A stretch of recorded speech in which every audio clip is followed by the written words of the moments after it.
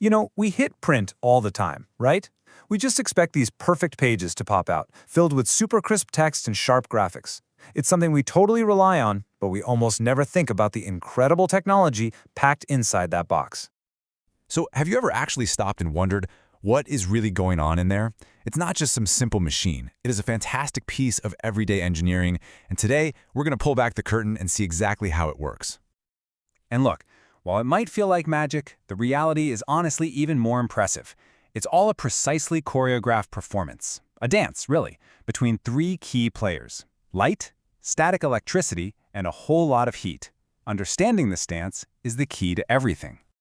Okay, so the secret sauce, the main ingredient here, it's static electricity. Yeah, the exact same stuff that lets you stick a balloon to the wall after rubbing it on your head. In a printer, it's used as a kind of temporary, super precise glue. It's the perfect way to tell this fine powder, the toner, exactly where it needs to go on a page, and then let go at just the right second. This whole thing isn't just a clunky, random mechanical process. Not at all. It's a carefully choreographed sequence, a 6-step dance that turns your digital file into a physical page with mind-boggling speed and precision. All right, so here are the moves to this dance. We start with charging the system. Then we're exposing an image with a laser. Then developing that image with toner, transferring it to the paper, fusing it on with heat, and finally cleaning everything up to do it all over again. Let's break down each step. Step 1. Charging. Okay, so the heart of the printer is this special cylinder called a photoconductive drum. All photoconductive means is that it reacts to light, and that's going to be super important in a second. But first, just think of it as a blank canvas. It gets wiped totally clean and then gets a uniform positive electrical charge, making its whole surface kind of sticky and ready to hold an image. And now we get to the laser in laser printer. A laser beam, guided by a spinning mirror, scans across this rotating drum. And here's the genius part. Wherever that tiny beam of light hits the drum, it erases the positive charge, leaving behind an invisible, negatively charged outline of your document. It's like an invisible electric drawing. Then, as the drum rolls past the toner, which is a very fine, positively charged powder, that powder sticks only to the negatively charged parts. And just like that, the image becomes visible for the very first time. So, how do we get that image off the drum and onto the paper? Well, a sheet of paper gets pulled in and is zapped with an even stronger negative charge. As it rolls onto the drum, that powerful charge basically acts like a magnet, pulling the entire positively charged toner image right off the drum and onto the page. But here's the thing. At this point, the image is super delicate. The toner powder is just sitting loosely on top of the paper. So how do we make it permanent? With heat. And I mean a lot of heat. We're talking about temperatures hitting around 200 degrees Celsius. That's almost 400 degrees Fahrenheit.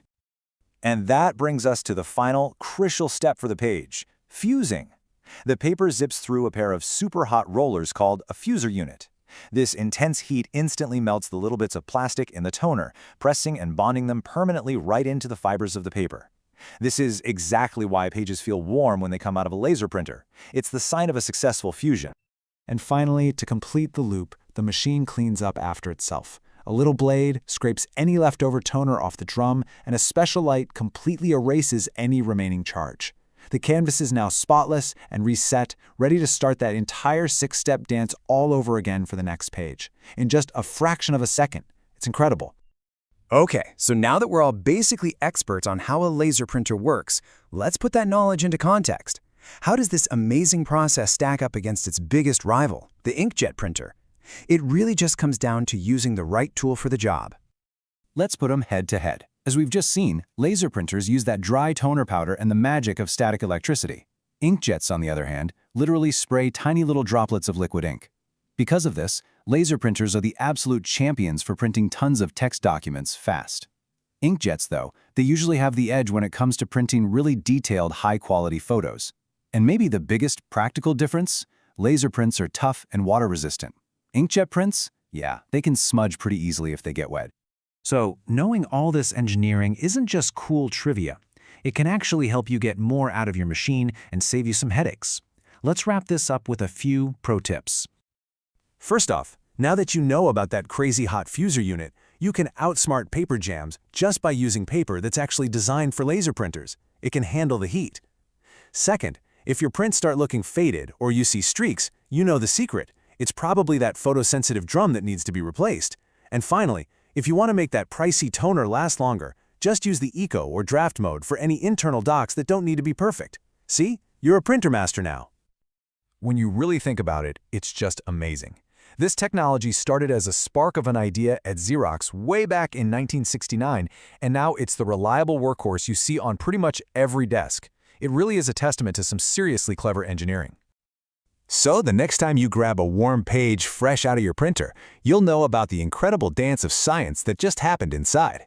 It really makes you wonder, doesn't it? What other pieces of everyday technology are hiding these brilliant secrets? What should we dive into next?